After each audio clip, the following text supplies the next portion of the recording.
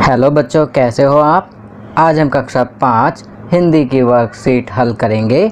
उपविषय चिट्ठी का सफ़र। तो चलिए वर्कशीट हल करते हैं। प्रश्न 1, मिलान कीजिए। पहला, राजा, तो इसका मिलान करेंगे महाराजा से। दूसरा, चिट्ठी, इसका मिलान करेंगे पत्री से। तीसरा, हवाई जहाज़ का मिलान करेंगे पानी के जहाज़ से। चौथा, गिरहबाज, इसका मिलान करेंगे हुमर से। पांचवा, डाकू का मिलान करेंगे लुटेरे से।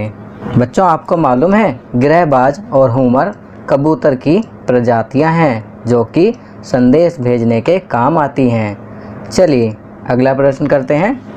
प्रश्न 2, दिए गए शब्दों को उचित क्रम में लगाते हुए अर्थपूर्ण वाक्यों का निर्माण कीजिए। यहाँ पर वाक्य दिया हुआ है परंतु शब्दों का क्रम उचित नहीं है। आपको इन वाक्यों को उचित क्रम में लगाकर अर्थपूर्ण वाक्य बनाना है। तो चलिए पहला करते हैं। पहला लिखेंगे, समय के साथ डाक सेवाओं में निरंतर बदलाव और विकास होता रहा है। दूसरा, संदेश पहुंचाने की कितनी जल्दी है।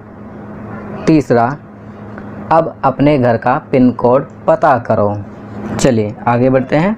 चौथा, बहुत पुराने समय में संदेश कबूतरों द्वारा भेजे जाते थे। पांचवा, अपनी माँ के नाम पत्र लिखिए।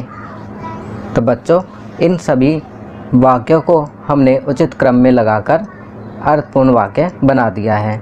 चलिए अगला प्रश्न करते हैं। प्रश्न 3, निम्नलिखित प्रश्नों के उत्तर एक शब्द में लिखिए। पहला, खास तौर पर हुमर कबूतरों का इस्तेमाल कहाँ किया जाता है। तो यहाँ हम लिखेंगे संदेश पहुँचाने में।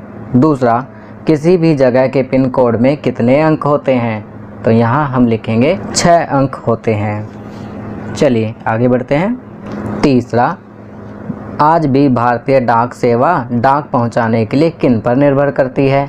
तो यहाँ हम लिखेंगे हरकारों पर। आज भी लद्दाख जैसे क्षेत्रों में हरकारों का इस्तेमाल डाक भेजने के लिए भारतीय डाक द्वारा किया जाता है। चौथा, आजकल संदेश पहुंचाने का नवीनतम साधन क्या है। तो यहाँ हम लिखेंगे ईमेल। पांचवा, एक स्वस्थ कबूतर एक दिन में कितनी दूरी तय कर सकता है। तो यहाँ पर हम लिखेंगे 1000 किलोमीटर तक। चलिए अगला प्रश्न करते हैं। प्रश्न 4, चित्रों की सहायता से अपने मित्र को पत्र लिखिए। कोरोना से कैसे बचा जा सकता है। तो बच्चों, आप देख रहे हैं यहाँ पर अलग अलग चित्र बनाए हुए हैं। हमें इन चित्रों को शब्दों में लिखते हुए अपने मित्र को एक पत्र लिखना है। यह कार्य आप स्वयं करेंगे।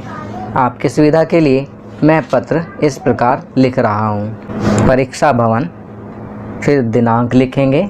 उसके बाद प्रिय मित्र, अपने मित्र का नाम लिखना है।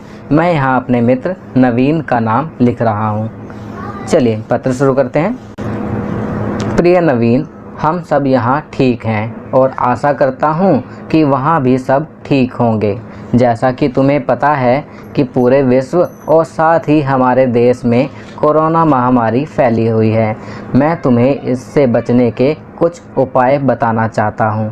पहला, बार बार साबुन से हाथों को धोना। दूसरा, किसी भी इंसान से मिलें तो कम से कम 2 गज की दूरी बनाकर मिलना। तीसरा, हाथ मिलाने की बजाय नमस्ते करना। चौथा, घर से बाहर हमेशा मास्क लगाकर निकलना। पांचवा, योगा या व्यायाम करना ताकि हम स्वस्थ रह सकें। उपर्युक्त उपायों का पालन करने से हम काफ़ी हद तक कोरोना के संक्रमण से बच सकते हैं। अपने घर पर व सभी जान पहचान वालों को तुम इन उपायों के बारे में ज़रूर बताना। अपना और परिवार का ध्यान रखना। तुम्हारा प्रिय मित्र। यहाँ पर बच्चों पत्र लिखने वाले का नाम आएगा। तो मैं यहाँ अपना नाम लिख रहा हूँ मोहन। तुम्हारा प्रिय मित्र मोहन। चलिए आगे बढ़ते हैं। अब यहाँ पर अध्यापकों के लिए निर्देश। छात्रों को प्रतिदिन सुलेख लिखने के लिए प्रेरित करें। कुछ पंक्तियाँ व शब्द उदाहरण के लिए अवश्य दीजिए। छात्र पाठ्य पुस्तक को पढ़ें व नए शब्दों का अभ्यास करें। तो बच्चों, आपको भी पाठ्य पुस्तक पढ़नी है और नए शब्दों का अभ्यास करना है और प्रतिदिन सुलेख कार्य भी करना है। चलिए आगे बढ़ते हैं। संस्कारशाला छोटी छोटी पर बड़ी बातें। जय जवान जय किसान, लाल बहादुर शास्त्री। तो बच्चों, जय जवान जय किसान का नारा लाल बहादुर शास्त्री जी ने दिया था। खाना पीना, चावल से बने व्यंजन जैसे वेज बिरयानी, वेज पुलाव, खिचड़ी, खीर, पापड़ इत्यादि का सेवन करें। गतिविधि, किसी भी मनपसंद स्वतंत्रता सेनानी का पोस्टर तैयार करें और अध्यापक को फोटो भेजें। खेल, परिवार के साथ सांप सीढ़ी खेलें।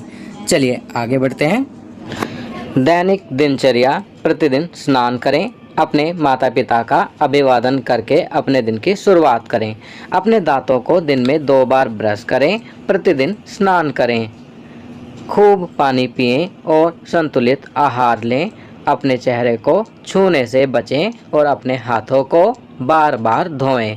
अपना गृह कार्य समय पर पूरा करें।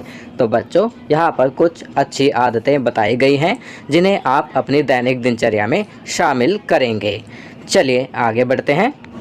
भारत की स्वतंत्रता के 75वें वर्ष के अवसर पर की जाने वाली गतिविधि, राष्ट्रीय ध्वज तिरंगा का चित्र बनाएं। तो बच्चों, यहाँ पर आपको भारत की स्वतंत्रता के 75वें वर्ष के अवसर पर एक गतिविधि करनी है। दिए गए स्थान पर आपको राष्ट्रीय ध्वज तिरंगा का चित्र बनाकर रंग भरना है। तो यह कार्य आप स्वयं करेंगे। आपकी सुविधा के लिए मैंने यहाँ तिरंगे का चित्र लगा दिया है। तो बच्चों, ये वर्कशीट यहाँ कंप्लीट होती है। अगर ये वीडियो आपको अच्छी लगी तो इसे लाइक एंड शेयर ज़रूर करें। अन्य विषयों पर बने हमारे लेटेस्ट वीडियोस को देखने के लिए चैनल को सब्सक्राइब करना ना भूलें और देखते रहिए हमारा channel knowledge kingdom. Thank you.